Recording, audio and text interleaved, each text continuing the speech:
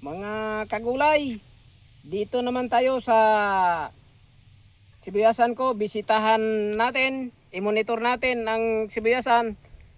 Kasi ngayon, panahon ngayon sa bukan. Ito ang problema ngayon sa mga tao, bukan.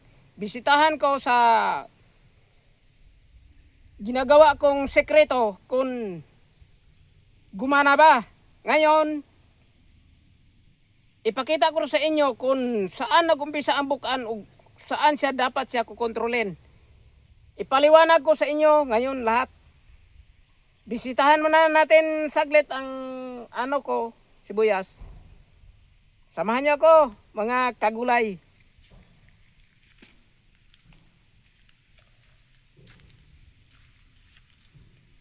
Hanapin natin yung nagdilaw. Tapos pag bunuton, wala nang ugat.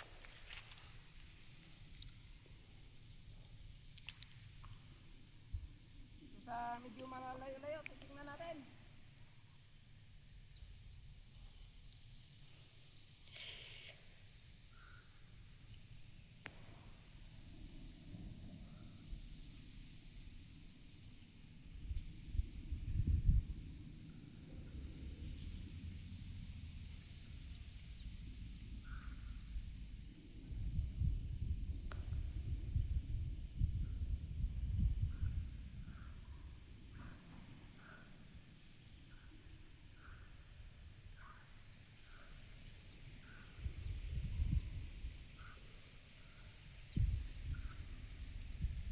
Okay.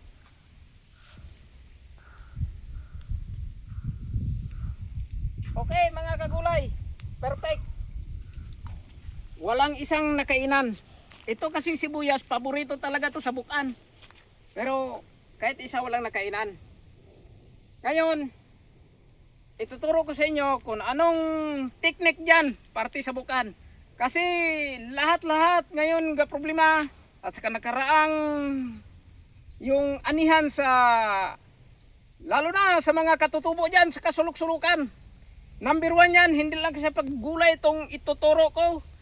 Lahat yung kalahatan na to, parte na sa bukan. Kasi yung mga katutubo dyan, mahilig sila magkaingin. Yung saaplan. Tapos yung mga mais, number 1 din yan. Kakainin din ng bukan. So, ito na ang solusyon na ibigay ko sa inyo.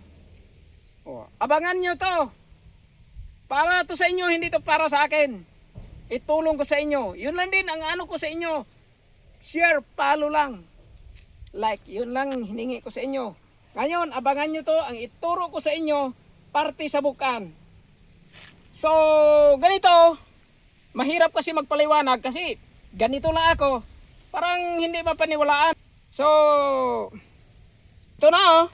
Ipaliwanag ko sa inyo mula sa pag-umpisa hanggang nag-aikot-ikot lang siya. Ganito. Mula dito sa adult.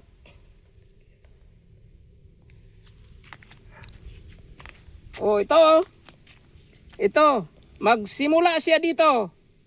Hanggang dito, hanggang dito, hanggang dito, hanggang dito. Ipaliwanag ko dito sa inyo kung saan na dapat mag-land preparation. Dahil kung dito ka na, nakaitlog na siya. Mag-prepare na siya itlog. Kasi dito ang 95 days sa ganito siya, sa lagubang. Umabot ng 99 days, dito na siya mag-iitlog. Up to 40 eggs ang magawa niya. Bawat isa, babae. Dito naman, 7 up to 12 days bago magyari. Papunta na siya dito. Oh, yung maliit nga bukan. Nakilala nyo to eh. Maliliit nga bukan. Pagkatapos, bibilang siya ng 90 days. Magpayari, papunta naman siya dito sa malalaki, oh. Oh, ito na. Malalaki na siya konti. Bumilang naman siya ng 21 days bago papunta naman siya dito. Ito na ang pinaka-problema, bukan ha. Tatandaan natin to kung saan natin sila pupuksain.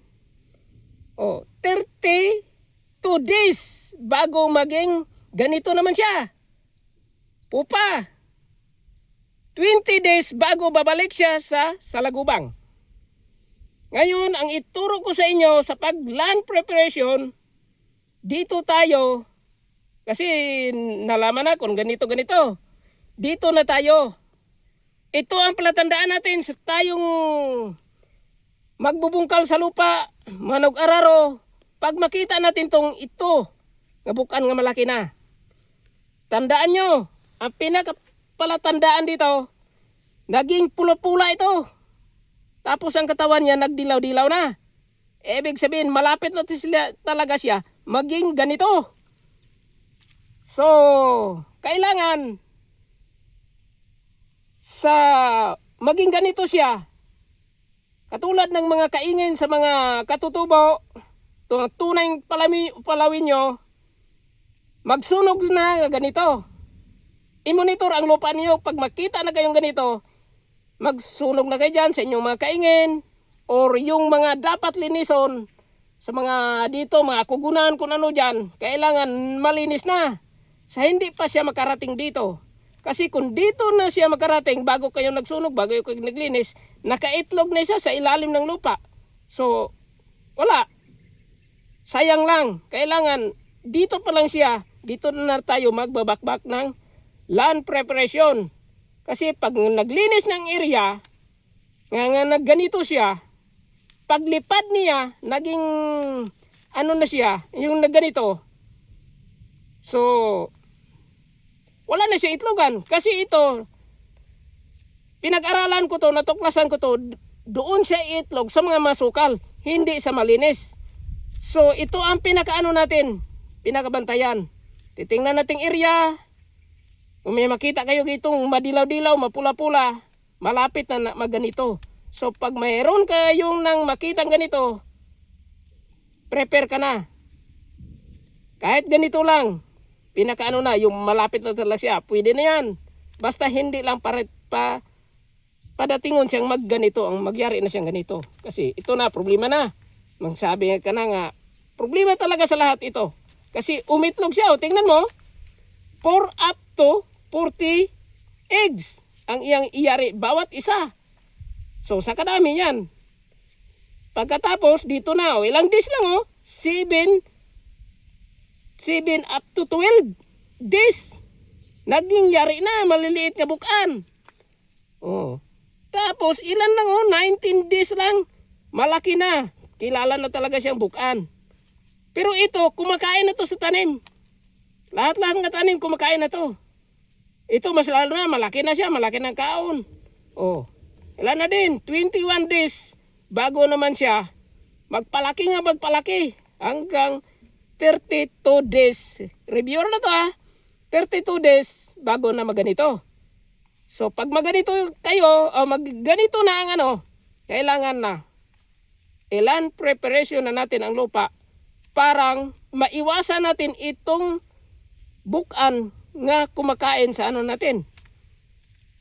Kumakain. Kasi magsabi, ay wala nang bukan. Si ganito. Ngayon, pag nag-itlog na ganito na siya na ganito, ma-encounter na nimo to. Kailangan dito, pupuksain na.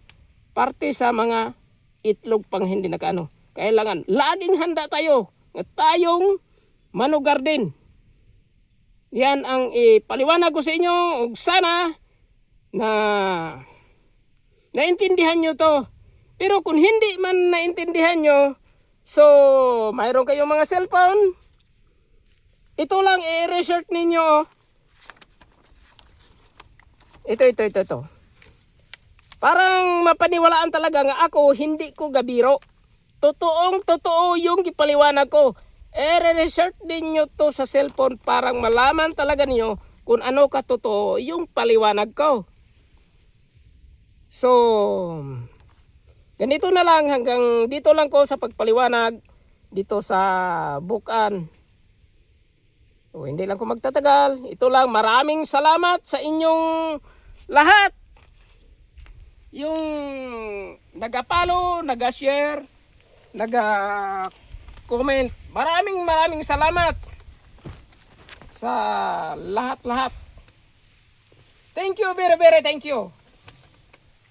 Dito na lang ako. Saka sa susunod na lang pag-vlog natin, ipaliwanag ko lahat ng mga problema tungkol naman sa yung talong. Pero ang talong hirap ko yan, okay, maraming encounter dyan. Maraming kakalaban, maraming mahirap ipaliwanag.